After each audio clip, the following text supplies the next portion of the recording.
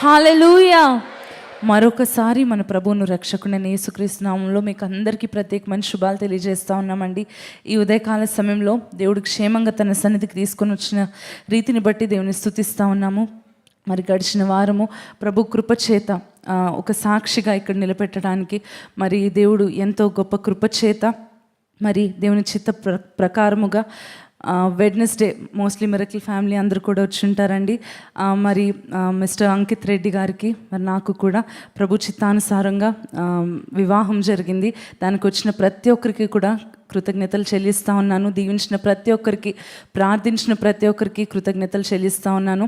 మరి you have all been with me in my journey. చిన్నప్పటి నుంచి మీలో అనేక మంది చర్చ్కి వస్తూనే ఉన్నారు కదండి, నన్ను చిన్నప్పటి నుంచి చూస్తూనే ఉన్నారు. మరి ఐ కుడ్ షేర్ ఎవ్రీ సారో. ఇక్కడికి వచ్చి నేను ప్రతి మాటను, ప్రతి బాధను పంచుకోగలిగాను. మరి ప్రతి మాటను సాక్ష్యంగా నేను పంచుకోగలిగాను. ప్రతి సాక్ష్యాన్ని మీ ముందు ప్రవేశపెట్టగలిగాను.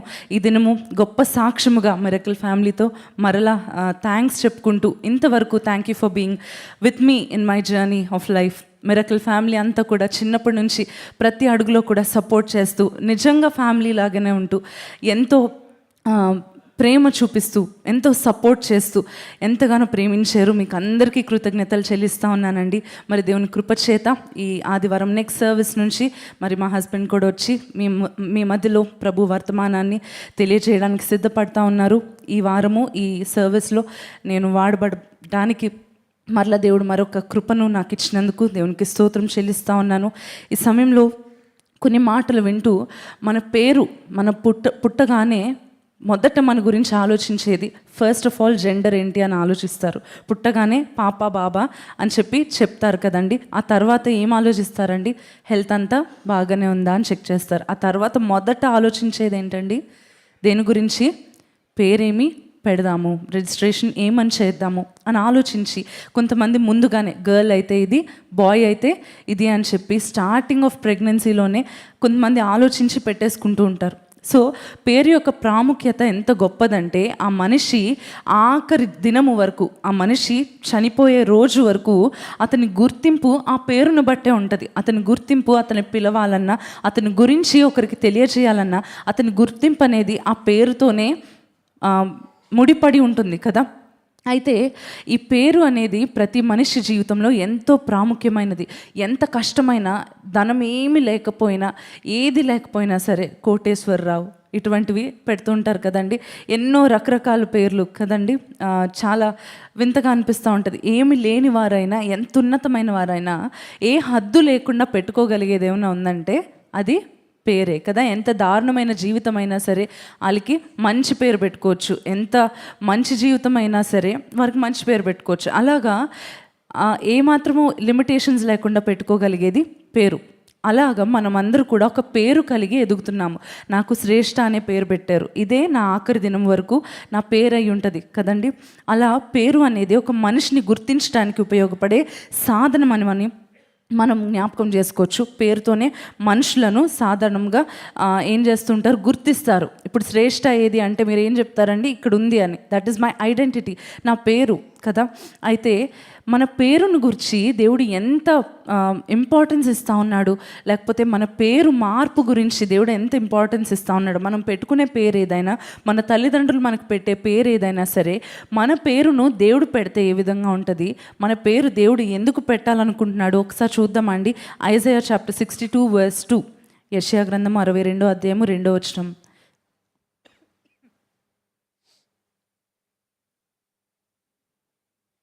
Isaiah chapter 62 verse 2. యెహోవా నియమింపబోవు క్రొత్త పేరు నీకు పెట్టబడును. బిగ్గరగా చదువుతారా అండి అందరూ కలిసి? జనములు నీ నీతిని కనుగొనును, రాజులందరూ నీ మహిమను చూచెదరు. యెహోవా నియమింపబోవు, ఇంకొంచెం బిగ్గరగా చెప్పగలమా? యెహోవా నియమింపబోవు క్రొత్త పేరు నీకు పెట్టబడును. ఏమండి మెల్లగా చదువుతున్నారు? కొత్త పేరు వద్దా? నాకున్న పేరు నాకు చాలు, నాకున్న పేరు నాకు చాలా ఇష్టం, ఇంకా చాలు అనుకుంటున్నారా? మన పేరు ఏదైనా సరే దేవుడు నియమింపబోవు క్రొత్త పేరు మనం కలిగి ఉంటాం. అదేంటి అని మనం చూసుకుంటే గనక, మొదట మనిషికి పెట్టిన పేరేంటండి? దేవుడు నామకరణం చేసిన మొదటి మనిషి ఎవరండి? ఆదాము కదా. అయితే మనం ఏమనుకుంటూ ఉంటాము, ఆదాము హవ్వ రెండు పేర్లు అనుకుంటాం కదా. కానీ దేవుని వాక్యంలో నుంచి మనం చూస్తే కనుక ఇద్దరు కూడా ఆదాము అని పిలువబడిన వారే. దేవుడి నామకరణం ఏమని చేశాడు, ఇద్దరికి ఆదాము అనే చేశాడు. చాలామంది ఒప్పుకోరు ఈ మాట. ఎందుకంటే ఆదాము హవ్వ కదండి దేవుని వాక్యంలో ఉంది అంటే, దేవుడు ఏమని చెప్పాడు, జెనసిస్ చాప్టర్ 1:27, ఆదికాండము 1:27 చదువుదామా.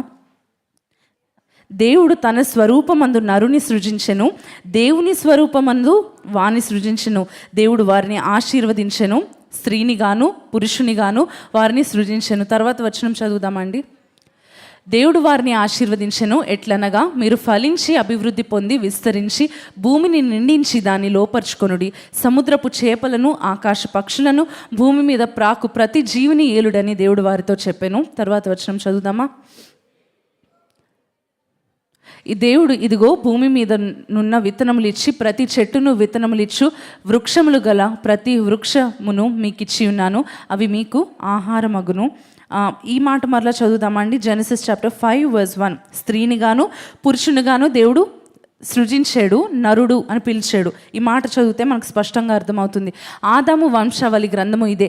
దేవుడు ఆదామును సృజించిన దినమున దేవుని పోలికగా అతన్ని చేసెను, మగవానిగాను ఆడుదానిగాను వారిని సృజించెను. వారు సృజించబడిన దినమున వారిని ఆశీర్వదించి వారికి ఏమని పేరు పెట్టాడండి దేవుడు, నరులు అని పేరు పెట్టాడు దేవుడు.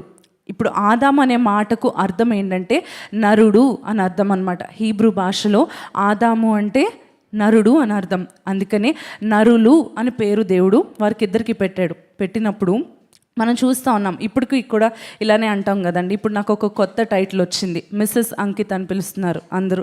చాలా కొత్తగా ఉంది, మిస్సెస్ అంకిత్ అని పిలుస్తున్నారు, లేకపోతే వైఫ్ ఆఫ్ అంకిత్ రెడ్డి అని పిలుస్తున్నారు. ఎందుకండి, అతని బట్టి నాకు ఒక ఐడెంటిటీ, నా హస్బెండ్ని బట్టి ఒక ఐడెంటిటీ నాకు క్రొత్తగా వచ్చింది. అలాగనే ఆదాము తర్వాత హవ్వమ్మ చేయబడినప్పుడు మిస్సెస్ యాడమ్ అని పిలువబడతా ఉన్నది హవ్వమ్మ. అంటే నరులు అని మాత్రమే, వైఫ్ ఆఫ్ అని ఇతని పేరే పెట్టబడ్డదన్నమాట. ఆ తర్వాత దేవుడు అధికారం ఇచ్చాడు ఆదాముకు. ఏమని, నువ్వు సమస్త సృష్టికి జంతువులన్నిటికీ కూడా నువ్వు పేర్లు పెట్టాలి అని చెప్పి ప్రభువే ఆ అధికారం ఇచ్చినప్పుడు మొదట అతడు చేసింది ఏంటో మనం చదువుదామా అండి. Genesis chapter 2:23. ఇక్కడ ఆదాము తన భార్యకు పేరు పెడతా ఉన్నాడు. ఏమన్నా చూద్దామా. ఇది నరులలో నుండి తీయబడును గనుక నారి అనబడును అనే మాట మనం చూస్తూ ఉన్నాం. 19వ వచనం కూడా చదువుదామా, వర్స్ 19. మరలా 23వ వచనం కూడా చదువుకుందామండి. దేవుడైన యెహోవా ప్రతి భూజంతువును ప్రతి ఆకాశ పక్షిని నేల నుండి నిర్మించి ఆదాము వాటికి ఏ పేరు పెట్టునో చూచుటకు అతని యొద్దకు వాటిని రప్పించెను. జీవము గల ప్రతి దానికి ఆదాము ఏ పేరు పెట్టెనో ఆ పేరు దానికి కలిగెను. 23వ వచనం చదువుదామండి అందరూ కలిసి. అప్పుడు ఇట్లా నేను నా ఎముకల్లో ఒక ఎముక, నా మాంసములో మాంసము, ఇది నరులో నుండి తీయబడును గనుక నారి అనబడును. చాలండి. మొదట వీరికి పెట్టబడిన పేరు మిస్టర్ అండ్ మిస్సెస్ యాడమ్, లేకపోతే నరులు అని పెట్టబడిన నామకరణం చేయబడిన వీరు ఆదాము యొక్క అధికారం పొందుకున్నాడు సమస్త భూజంతువులకు పేరు పెట్టుటకు. అప్పుడు ఏం చేశాడు, మొదట తన భార్య అయిన ఆదాముకు, లేకపోతే నరుడు అని పేరు పెట్టబడిన ఆమెకు ఏమని పేరు పెడుతున్నాడు, నా నుండి తీయబడింది కనుక నారి అని పేరు పెడతా ఉన్నాడు. ఇలాగనే మనందరికీ కూడా నామకరణం చేయబడి ఒక టైటిల్తో మనం ఈ భూలోకానికి వచ్చాం కదా. దేవుడు ఇచ్చిన టైటిల్తో ఆమె వచ్చింది. అలాగనే మనం కూడా ఒక టైటిల్తో, ఒక పేరుతో ఎదుగుతూ ఉన్నాం, ఒక పేరుతో ఈ లోకానికి వచ్చాం. అయితే దేవుడిచ్చే కొత్త పేరు ఒకటి ఉంటుందంట. యెషయా గ్రంథంలో మనం చదివినట్లుగా దేవుడు నియమింపబోవు క్రొత్త పేరు మీకు పెట్టబడును అన్న మాట ప్రకారము మనుషుల పేర్లను కూడా దేవుడు మార్చడం మనం చూస్తూ ఉన్నాం. మనుషులకు పేరు పెట్టే అధికారం ఇచ్చాడు. దేవుడు కూడా పేర్లు పెడతా ఉన్నాడు. ఈ వాక్యం చదివితే మనకు స్పష్టంగా అర్థమవుతుంది. ఆదికాండం 17వ అధ్యాయం 1 నుండి 5 వచనాలు అందరూ కలిసి చదువుదామా. Genesis chapter 17 verse 1 through 5. Genesis chapter 17 verse 1 through 5 అందరు కలిసి చదువుదామండి. అబ్రాము 99 ఏండ్ల వాడైనప్పుడు యెహోవా అతనికి ప్రత్యక్షమై, నేను సర్వశక్తి గల దేవుడను, నా సన్నిధిలో నడుచుచు నిందారహితుడవై ఉండుము, నాకును నీకును మధ్య నా నిబంధనను నియమించి నిన్ను అత్యధికముగా అభివృద్ధి పొందించదనని అతనితో చెప్పెను. అబ్రాము సాగిలపడి ఉండగా దేవుడు అతనితో మాట్లాడి, ఇదిగో నేను నియమించిన నా నిబంధన నీతో చేసి ఉన్నాను. నీవు అనేక జనములకు తండ్రి వగుదువు. తర్వాత అండి, మరియు ఇక మీదట నీ పేరు అబ్రాము అనపడదు, నిన్ను అనేక జనములకు తండ్రినిగా నియమించితిని గనుక నీ పేరు అబ్రహాము అనబడును అనే మాట మనం చూస్తూ ఉన్నాం కదా.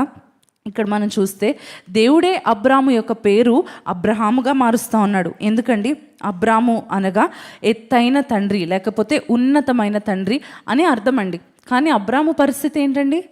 పిల్లలు లేని పరిస్థితి కదా. వాగ్దానం కోసం ఎదురు చూస్తూనే ఉన్నాడు. దేవుడు చేసిన నిబంధన కోసం ఎంతకాలం అని ఎదురు చూస్తారండి?